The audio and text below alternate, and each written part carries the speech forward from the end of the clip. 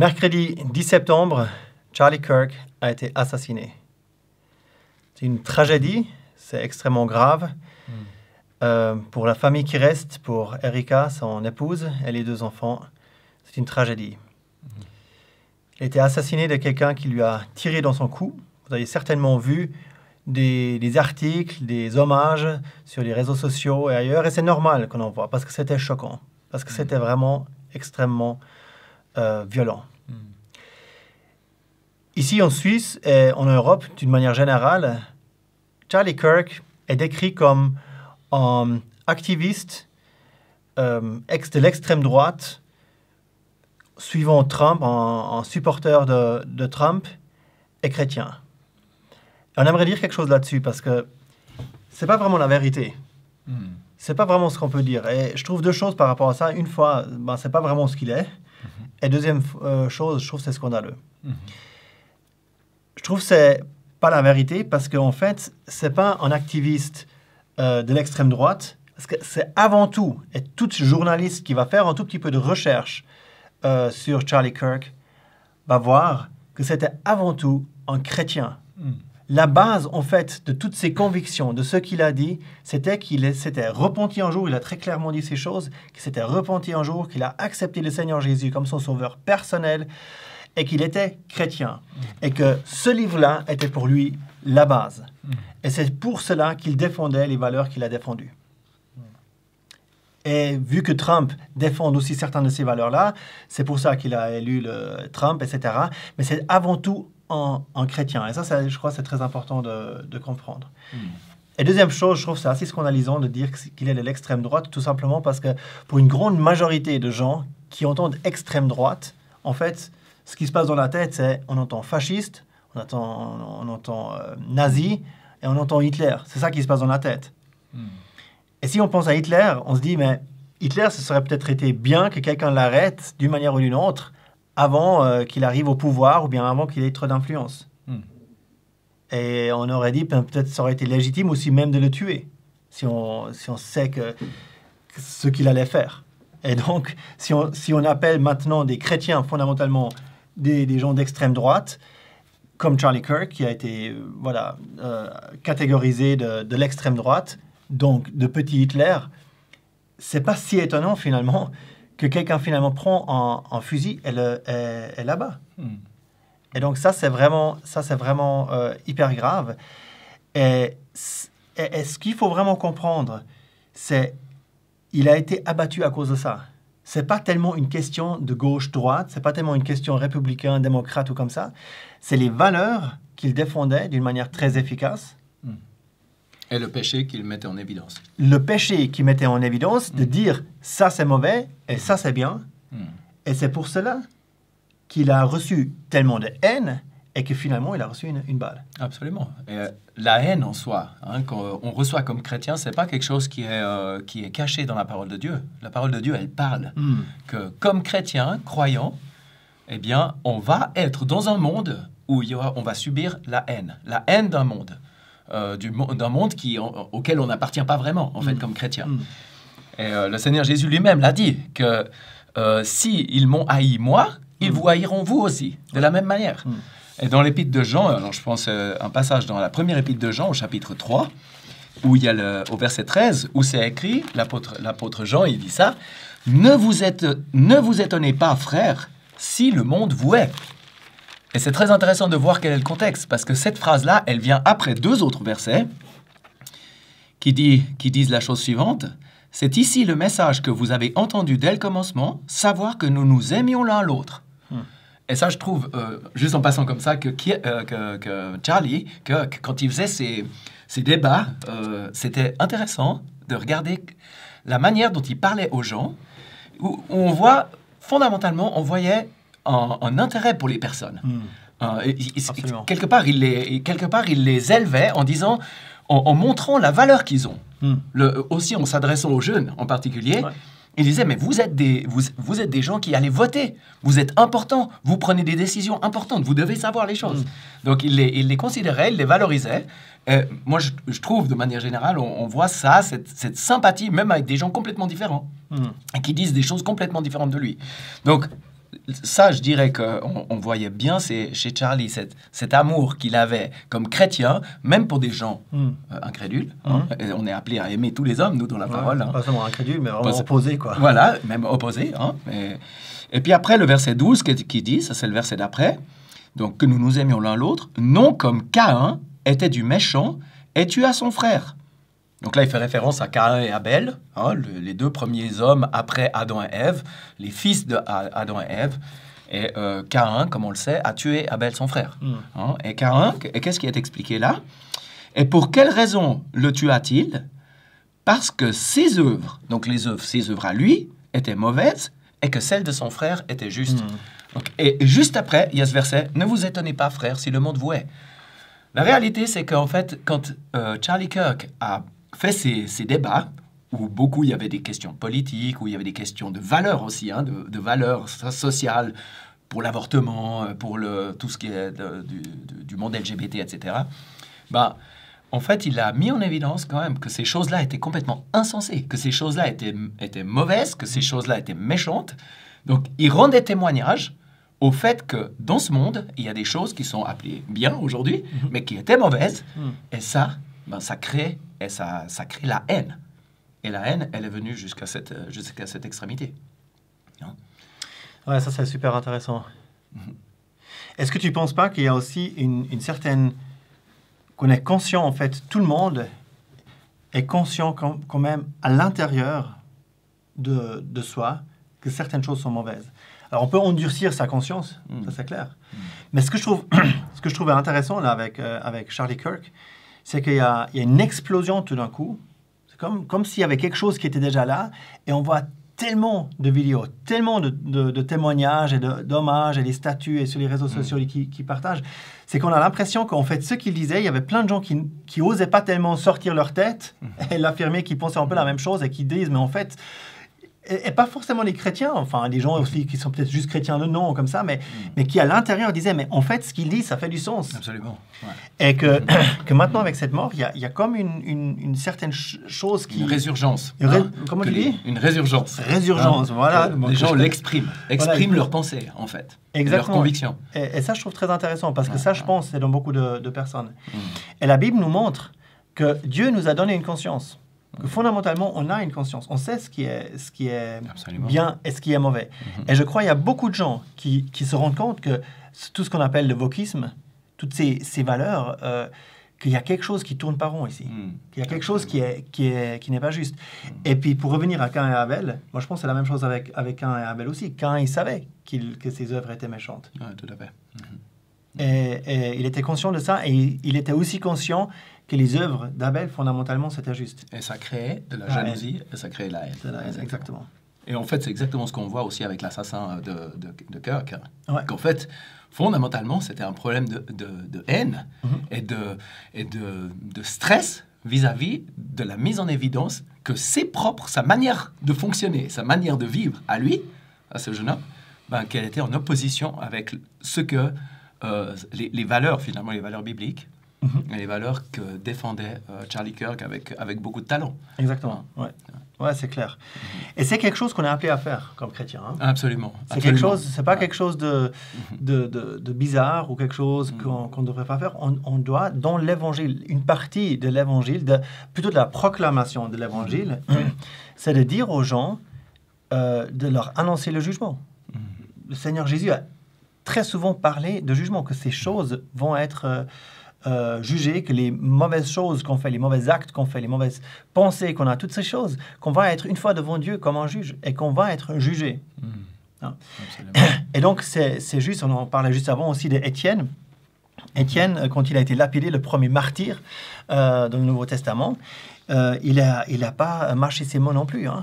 Il était là devant les gens qui étaient furax, qui étaient pleins d'haine aussi, et leur dit en acte 7, Jean de col roide est incirconcis de cœur et d'oreille. Vous résistez toujours à l'Esprit Saint, comme vos pères, vous aussi. Donc, il leur dit vraiment les trucs droit en face. Il leur dit vraiment exactement la vérité. Et le résultat, c'est qu'il va mourir.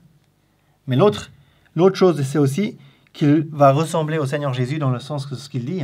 Qu'on voit dans cette manière-là, on voit Parce que ce qu'il dit après, pour juste... il leur dit quoi? C'est dans quel verset? Ils frémissaient, etc. Il dit, voici, je voudrais... Ils bouchèrent leurs oreilles, et puis quand il dit... c'est au verset 50. 59, il leur dit... Et ils le lapidèrent, ils ont donc lapidé Étienne, qui priait et disait, « Seigneur Jésus, reçois mon esprit. » Et s'étant mis à genoux, il crie à haute voix, « Seigneur, ne leur impute point ce péché. » Chose que le Seigneur Jésus avait aussi dit à la croix. Hein, ils ne savent ce qu'ils font. Ils ne savent... Pardonne-leur. Père, pardonne-leur, car ils ne savent ce qu'ils font. Exactement.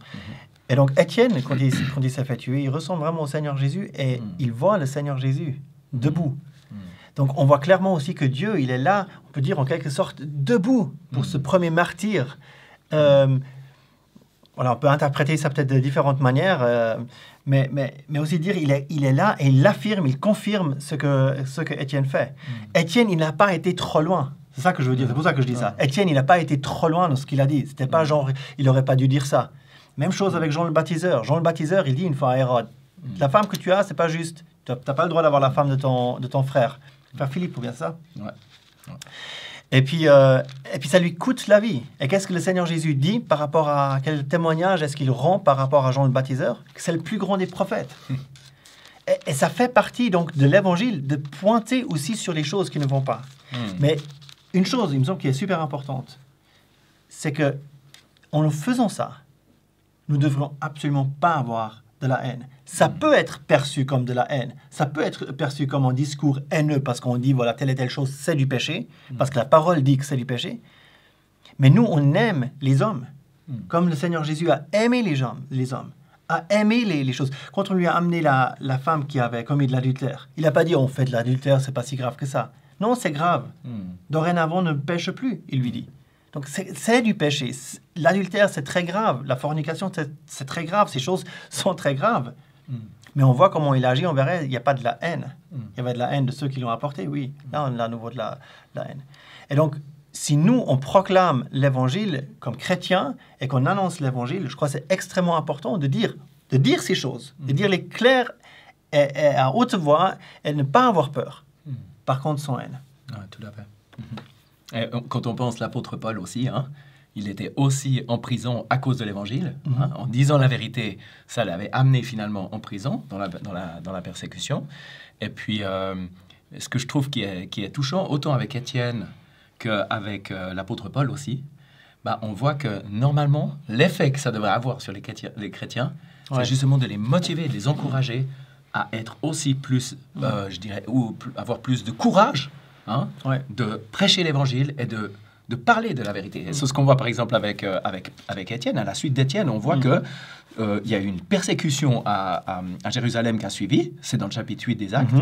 Et puis, on voit au verset 4, ceux donc qui avaient été dispersés à cause de la persécution, les croyants, allaient ça et là annonçant la parole. Donc, ils sont encouragés en fait à continuer de faire ce travail que le Seigneur finalement attend de chacun d'entre nous. Parce que finalement, le Seigneur, il attend quoi de nous? Dans le Sermon pour la montagne, il dit « Vous êtes le sel de la terre. Vous êtes la lumière du monde. Et ce sel de la terre, il doit faire ce travail. S'il ne fait plus le travail d'être le sel de la terre, il le fait comment? Il le fait en confrontant le monde avec la vérité. En confrontant le monde avec le péché. Et ça, je dirais, Charlie Kirk, il l'a fait. Et il a osé le faire.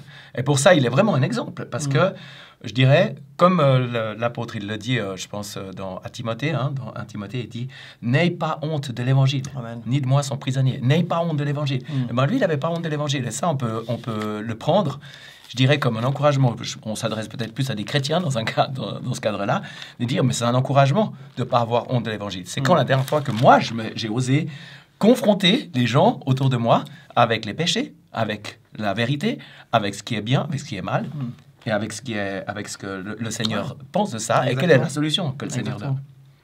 Paul aussi, il disait « Je n'ai pas honte de l'Évangile ». Exactement. Dans Romains, il dit aussi « Je n'ai pas honte de l'Évangile ». Dans l'Épître aux Philippiens, on voit aussi que, alors même qu'il était en prison, on voit que c'est écrit au verset 13, Philippiens 1, verset 13 ou 12, je veux que vous sachiez, frères, que les circonstances par lesquelles je passe sont plutôt arrivées pour l'avancement de l'Évangile.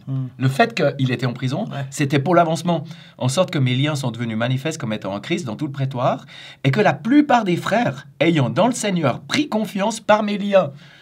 Donc, à cause des liens de l'apôtre Paul, ils avaient pris confiance et ils avaient beaucoup plus de hardiesse pour annoncer la parole sans crainte. Espérons que c'est ça l'effet que ça peut avoir. C'est aussi ce qu'on a vu avec Charlie Kirk. Ouais. Et c'est un peu ce que l'épouse de Charlie Kirk a dit dans son message. Hein? Elle a dit « Don't know what you have unleashed. » Et puis, par ça, les chrétiens, ce qu'on entend par ça, c'est pas que alors maintenant, on va y aller, on va vous défoncer, quoi. C'est pas du tout ça. Mais il y a quelque chose de nous qui explose parce qu'on voit un exemple, quelque part, de foi et qui meurt et qui est un exemple pour nous. Quoi. Et ce n'est pas avec les armes, non, c'est avec la parole. Et c'est la parole. C'est la parole qui est l'épée. Ouais. Et pour ça, et cette épée qui est utilisée, elle va créer peut-être de la tension. Oui, elle va créer de la tension. Mais les chrétiens ne vont pas aller avec les armes. Non, ça c'est clair. Parce que le Seigneur Jésus, il a parlé jusqu'au bout et s'est laissé tuer à la fin. Voilà. Et pour ça, c'est notre exemple. Mais, le Seigneur Jésus a tué personne, il a dit d'aimer nos ennemis, etc. D'aimer nos ennemis. Et ça, c'est vraiment... J'aimerais dire quelque chose, j'ai pensé à ça aussi. C'est quelque chose de vous montrer à quel point l'Évangile est puissant. Si on regarde juste la suite du verset que j'avais lu juste avant de Romains 1, où il est dit... Car je n'ai pas honte de l'Évangile, car il est la puissance de Dieu en salut à quiconque croit. Et vous savez qui écrit ça?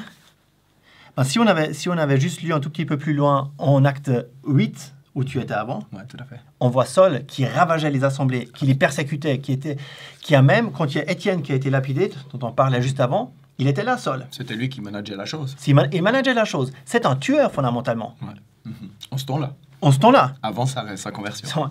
Il est confronté avec l'Évangile, c'est-à-dire avec Jésus directement, parce que l'Évangile, fondamentalement, c'est le message de Jésus. On voit les deux choses dans la Bible. Prêcher l'Évangile, ça veut dire prêcher Christ. C'est ça que ça veut dire.